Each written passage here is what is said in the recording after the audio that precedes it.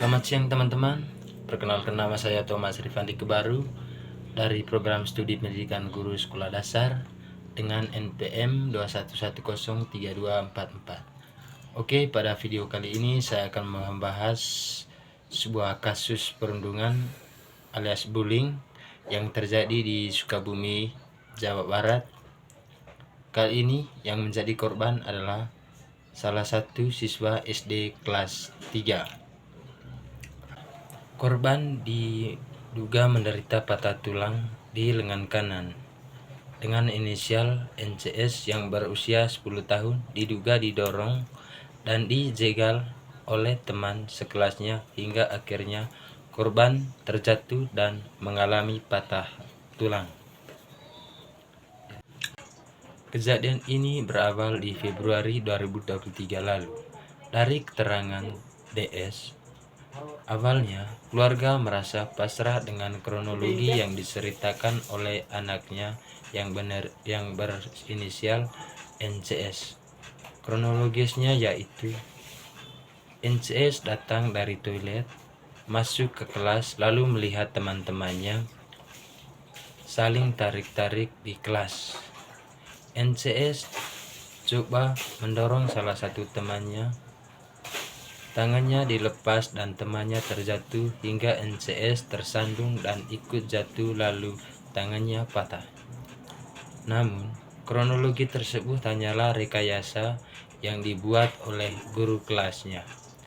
NCS akhirnya baru berani menceritakan kejadian sebenarnya setelah beberapa kali DS curiga dengan kronologis yang diceritakan putranya itu, hingga pelanggaran yang sebenarnya diungkapkan sang anak dan membuat shock. DS sempat mendatangi sekolah swasta di mana NCS menimba ilmu, tetapi hasil mediasi tersebut tak membawakan hasil hingga akhirnya pada 16 Oktober 2023 DS secara resmi melaporkan apa yang menimpa anaknya ke kepolisian. Hati kita hancur sekeluarga saat tahu awalnya itu kecelakaan, tapi akhirnya diketahui bahwa ini kesenjangan. Sayang sekali, intimidasi itu bukan hanya dari anak-anak, tetapi juga dari guru dan kepala sekolah, ungkapnya. Ayah korban menceritakan sebelum anaknya dibawa ke rumah sakit, NCS diminta untuk menceritakan kronologi dugaan perundungan itu yang sesuai dengan versi yang diceritakan oleh guru dan kepala sekolah. Saat itu pula, dugaan intimidasi kepada murid kelas 3 SD itu dilakukan oleh pihak sekolah, di mana korban diminta untuk bungkam agar tidak menceritakan kejadian yang sebenarnya terjadi menimpa dirinya. Bahwa pada saat anak saya dalam kondisi trauma berat, tangannya patah dan patahnya bukan hanya patah biasa hingga tulangnya terbalik, dibawa ke ruangan UKS bersama pelaku dan temannya itu, dan gurunya mengintimidasi dengan cara memberitahu apa yang dilakukan dengan berbohong. Jadi gurunya bilang, kamu jangan berkata sebenarnya ya. Jelas DS. DS menuturkan anaknya dirawat sekitar 1 bulan di sebuah rumah sakit swasta di kota Sukabumi hingga akhirnya sembuh dan kembali ke sekolah. Intimidasi pun terus lanjut ketika anaknya telah sembuh dan kembali masuk sekolah. Hampir setiap hari, jika bertemu gurunya dan kepala sekolah, NCS lalu ditanya mengenai rahasia yang tersimpan antara NCS dan gurunya yang merekayasanya kejadian tersebut.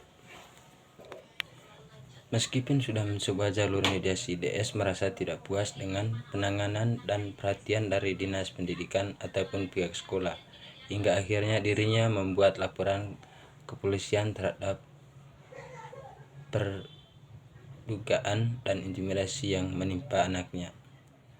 Kasat Reskrim Polres Sukabumi Kota AKP AKP Yanto Sudiaratu membenarkan laporan yang dilakukan oleh keluarga korban terhadap peristiwa itu dan pihaknya masih melakukan penyelidikan terhadap kejadian tersebut. Terkait kekerasan yang kita terima laporan dari pihak keluarga korban, kami dari Satreskrim Sukabumi Kota telah menerima laporan polisi pada tanggal 16 Oktober dan sekarang sedang kita tangani dalam proses penyelidikan, ujar Yanto. Satreskrim Polres Sukabumi Kota telah melakukan pemeriksaan kepada beberapa saksi, mulai dari saksi korban dan pihak sekolah serta teman-teman korban. Dirinya pun mengungkapkan hasil penyelidikan sementara dari kepolisian sebelum menaikkan statusnya menjadi penyelidikan. Sudah memeriksa beberapa orang saksi, baik dari korban atau pihak sekolah maupun dari teman korban.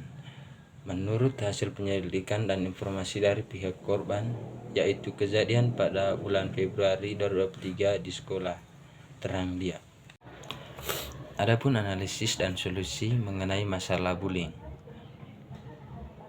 Bullying adalah tindakan agresif yang dilakukan secara berulang-ulang dengan tujuan untuk menyakiti, menegaskan atau mendominasi seseorang yang dianggap lemah.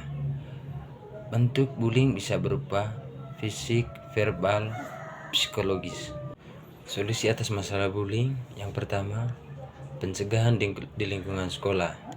Yang pertama itu program edukasi anti bullying, menyelenggarakan lalu yang kedua kebijakan sekolah yang tegas, menerapkan aturan yang jelas tentang bullying. Yang ketiga sistem pelaporan aman dan rahasia, lalu yang keempat pelatihan guru dan staf sekolah memberikan pelatihan.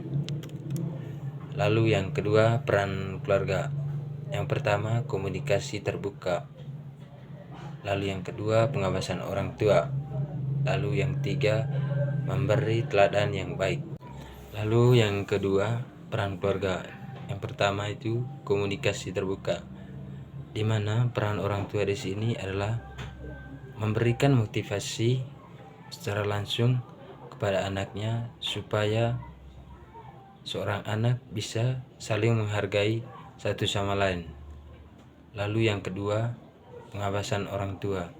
Di sini peran orang tua yaitu mengawasi setiap perilaku atau tindakan dari seorang anak yang dapat merugikan orang lain. Lalu yang ketiga, memberi teladan yang baik. Di sini orang tua harus menunjukkan perilaku yang saling menghormati dan berempati. Lalu yang terakhir adalah hal yang perlu dilakukan oleh pihak sekolah supaya tidak terjadi lagi bullying, yaitu membangun budaya sekolah yang positif. Yang pertama, kebijakan non-toleransi terhadap pendidikan. Sekolah harus memiliki kebijakan yang jelas dan tegas terhadap segala sesuatu. Lalu yang kedua, sistem pelaporan aman. Sistem pelaporan aman. Sediakan kanal anonim untuk siswa melaporkan tindakan bullying.